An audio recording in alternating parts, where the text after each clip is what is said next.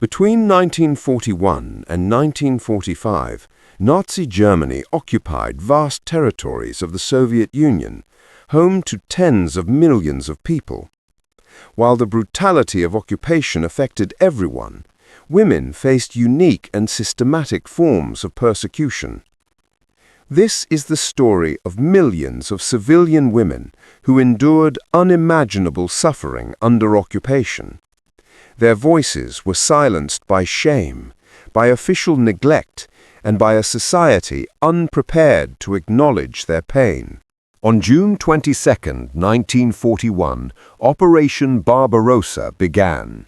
Over 3 million Axis troops stormed across the Soviet border in the largest military invasion in human history.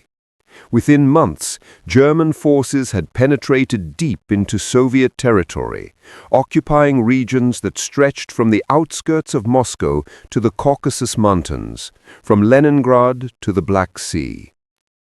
The occupied territories encompassed approximately 80 million Soviet citizens. These were not just conquered lands.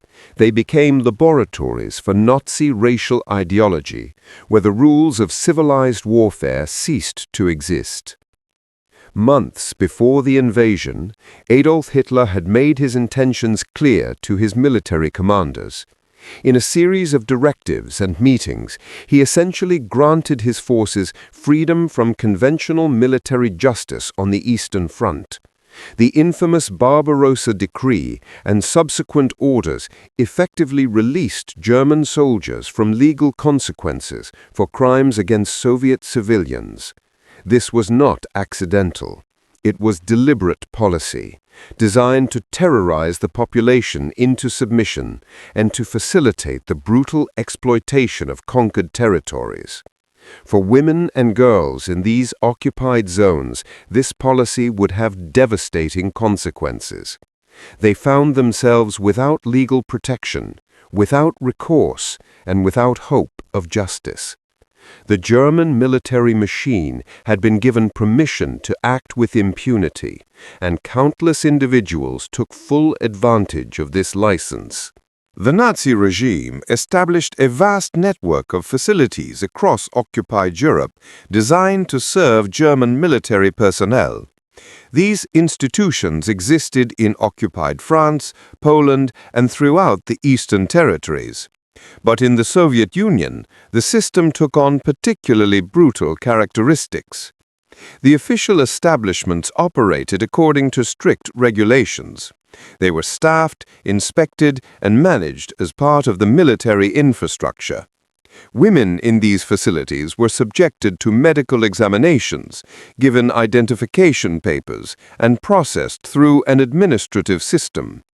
But alongside these official establishments, a parallel system existed.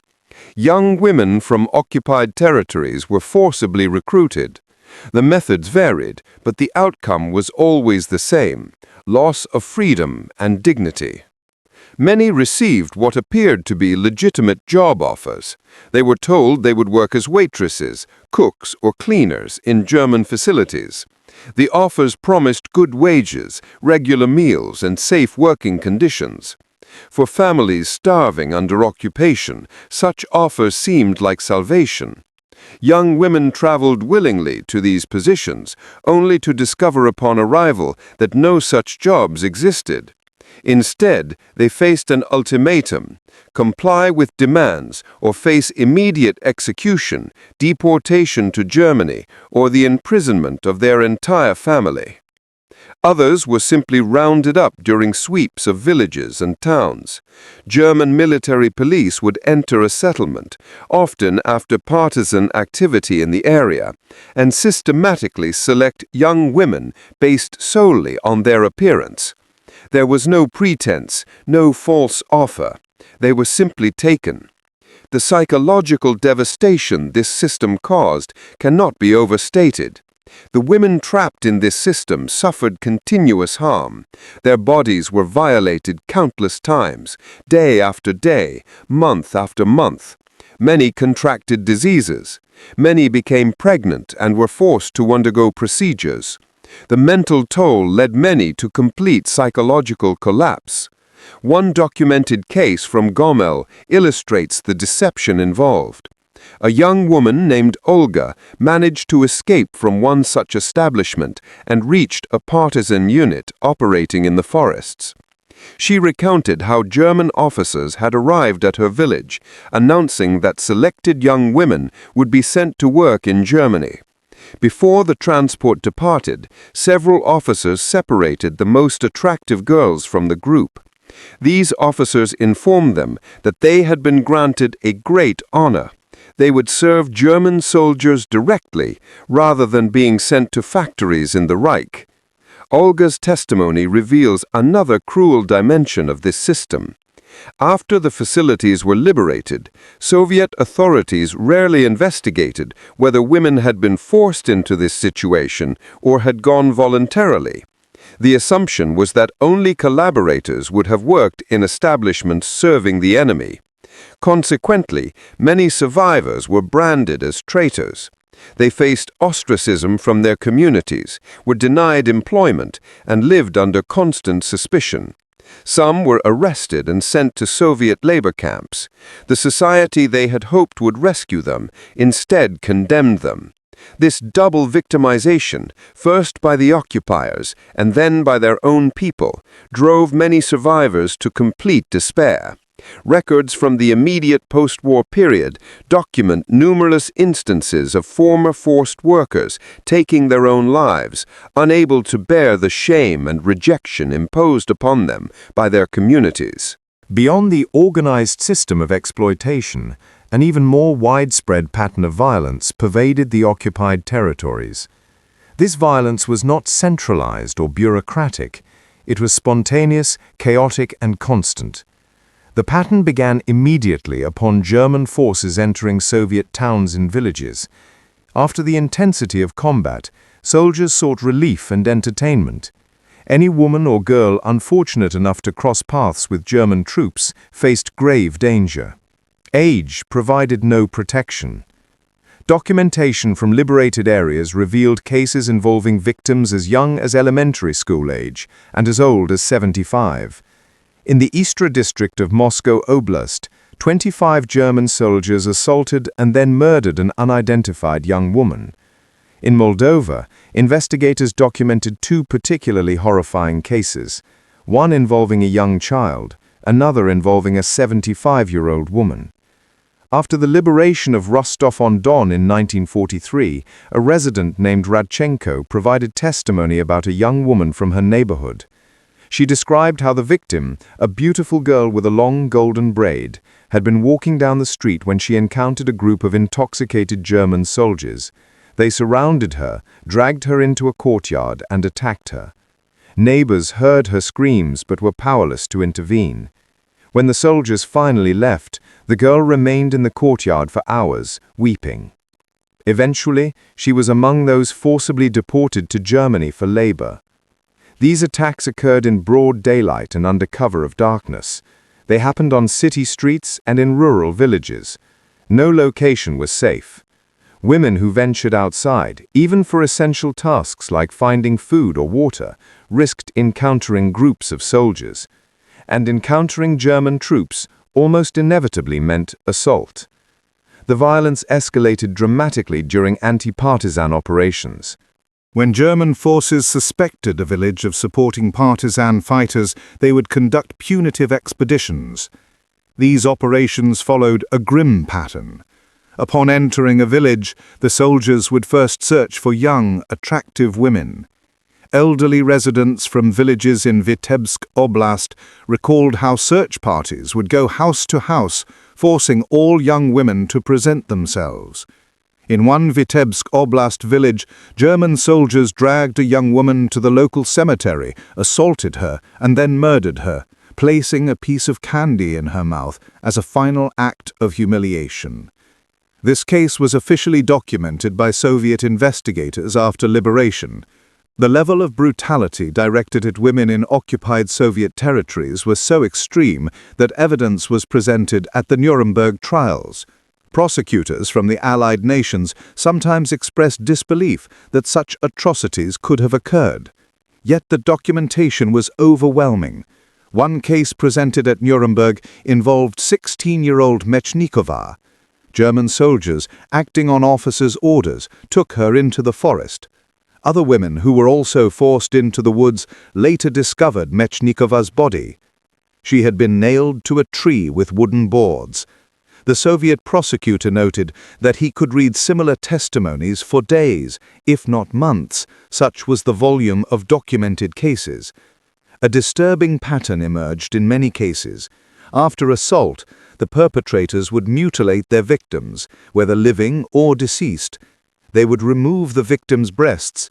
This occurred in the Smolensk region village of Snorki, where Anna Gvardetseva was first assaulted by German soldiers, then had both breasts removed, and was finally shot.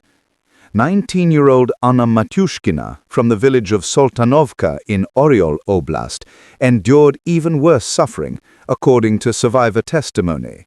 In Chervinsky Luki, Leningrad Oblast, German forces attacked women, then stabbed them with bayonets.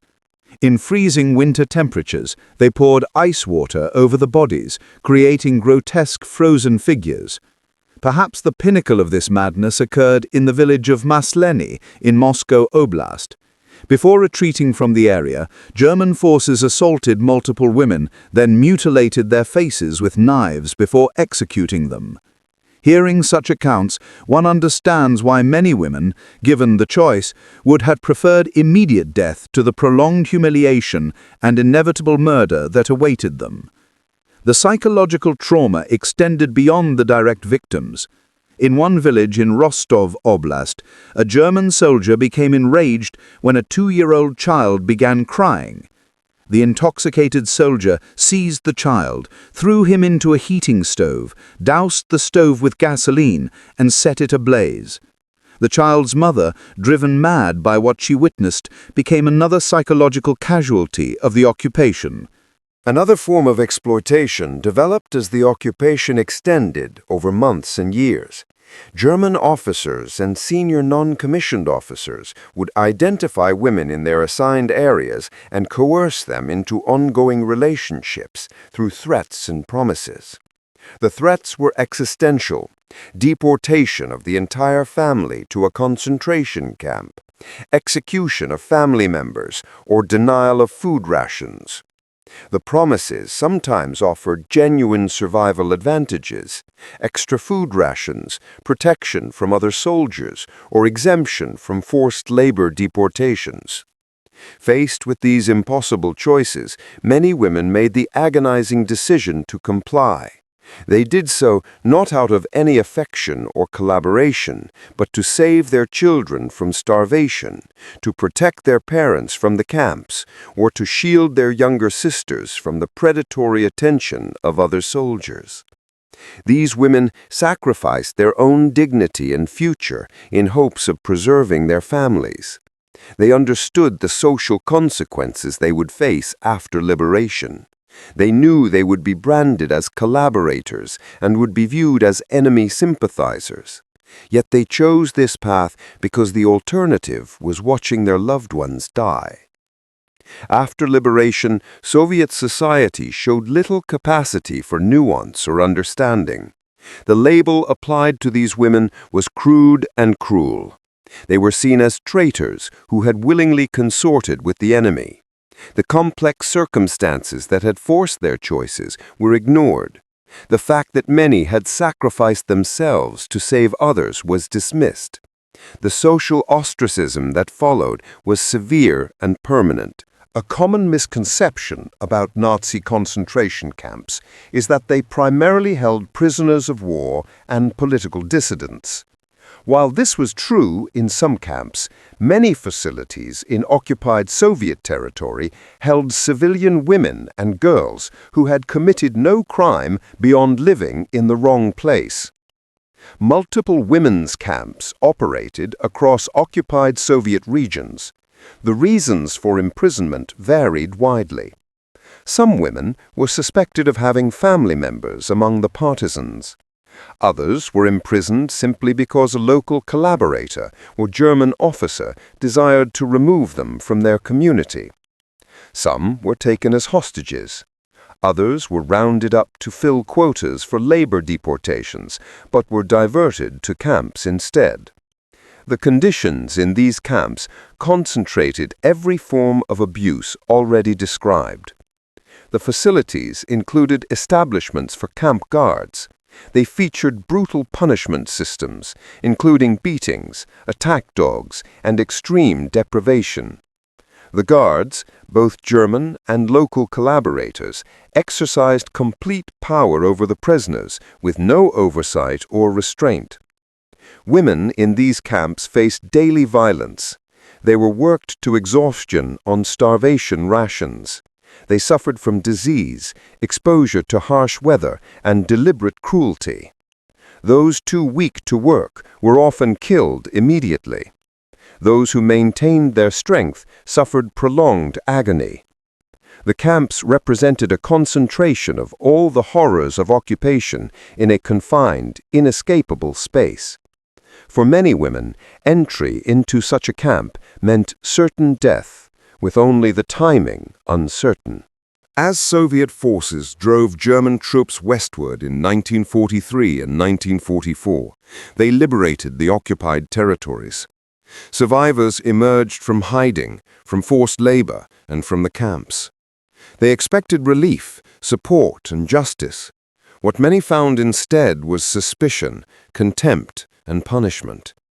Soviet authorities, operating under Stalin's harsh wartime policies, viewed anyone who had survived occupation with distrust. Those who had worked in German military facilities, regardless of how they arrived there, were automatically suspect. The assumption was that survival meant collaboration. The state conducted limited investigations. When officials questioned women about their wartime experiences, the responses often failed to satisfy the investigators.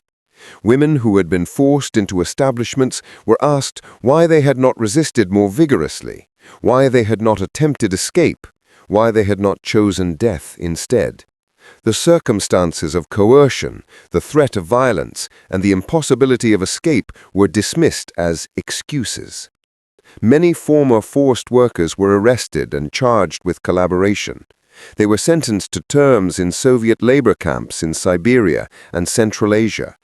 Having survived German occupation, they now faced punishment from their own government. The social consequences were equally devastating. Communities rejected these women. Families disowned daughters who returned with reputations destroyed by circumstances beyond their control. Former forced workers found themselves unable to find employment, housing, or acceptance. They were marked as tainted, as collaborators, as women who had shamed their nation.